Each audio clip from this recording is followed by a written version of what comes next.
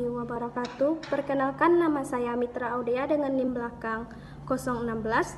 Baik, di sini saya ingin melaksanakan ujian tengah semester pengantar studi Al-Quran dan Hadis dengan dosen pengampu Bapak Dedi Afdal, LCMA. Baik, materi pertama yaitu wahyu. Wahyu secara bahasa yaitu isyarat yang cepat, bisikan rahasia, ilham yang tersembunyi. Sedangkan menurut istilah, wahyu adalah pemberitahuan Allah SWT kepada Nabi dan Rasul dengan berbagai cara yang telah Allah SWT tentukan. Jadi, wahyu adalah kalam atau perkataan Allah SWT yang diturunkan kepada seluruh makhluknya dengan perantara malaikat ataupun secara langsung. Fungsi-fungsi wahyu: 1. Memberikan petunjuk hidup bagi manusia, memberikan ajaran agama, membimbing manusia ke jalan yang benar. Contoh-contoh wahyu yaitu 1. Al-Quran diturunkan kepada Nabi Muhammad SAW.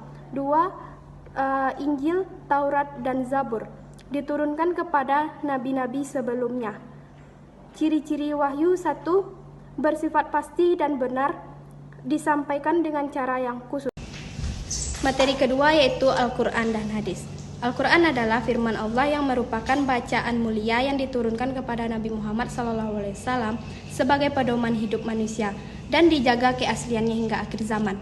Al-Quran menurut bahasa berasal dari kata kerja qara'a yang berarti membaca, kemudian menjadi kata benda Quran yang berarti bacaan apa yang dibaca.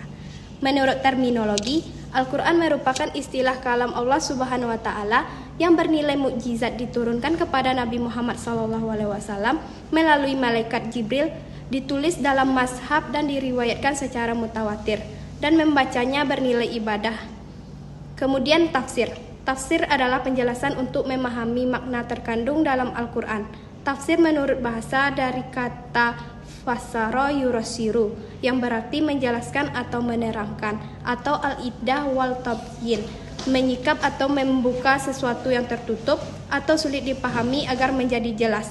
Tafsir menurut istilah, para ulama mendefinisikan tafsir sebagai ilmu untuk memahami kitab Allah atau Al-Quran yang diturunkan kepada Nabi Muhammad SAW. Sifat-sifat Al-Quran: 1. Al-Huda artinya petunjuk bagi manusia. 2. Asyifa artinya obat atau penyembuh penyakit hati. 3. An-Nur artinya cahaya yang menerangi kegelapan iman. 4. Ar-Rahman artinya karunia atau rahmat bagi orang yang beriman. 5. Al-Mu'uziyah artinya pelajaran atau nasihat. Kemudian sifat sumber tafsir. 1.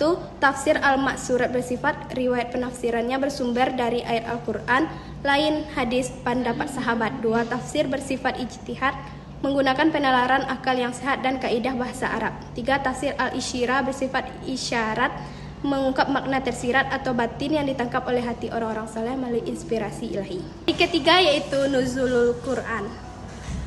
Nuzulul Quran merupakan momen bersejarah yang diperingati setiap tanggal 17 Ramadan. 1. Pengertian Nuzulul Quran. Secara bahasa, nuzul berarti turun dan Al-Quran adalah kalam Allah. Nuzulul Quran adalah peristiwa turunnya Al-Quran dari Allah Subhanahu wa Ta'ala kepada Nabi Muhammad SAW melalui perantara malaikat Jibril sebagai petunjuk bagi seluruh umat manusia. 2. Tahapan turunnya Al-Quran. Para ulama menjelaskan bahwa Al-Quran turun dalam 2 tahap besar. Tahap pertama yaitu turun secara sekaligus dari Lauhul Mahfuz ke Baitul Izzah atau langit dunia pada malam Lailatul Qadar. Tahap kedua turun secara berangsur-angsur dari langit dunia kepada Nabi Muhammad SAW selama kurang lebih 23 tahun, 13 tahun di Mekah dan 10 tahun di Madinah. Ketiga, peristiwa wahyu pertama. Peristiwa ini terjadi di Gua Hira pada tanggal 17 Ramadan saat Nabi Muhammad SAW berusia 40 tahun. Wahyu yang pertama kali turun adalah surat Al-A'la. Kemudian hikmah Al-Quran turun secara berangsur-angsur. Mengapa Al-Quran tidak turun sekaligus seperti kitab-kitab sebelumnya?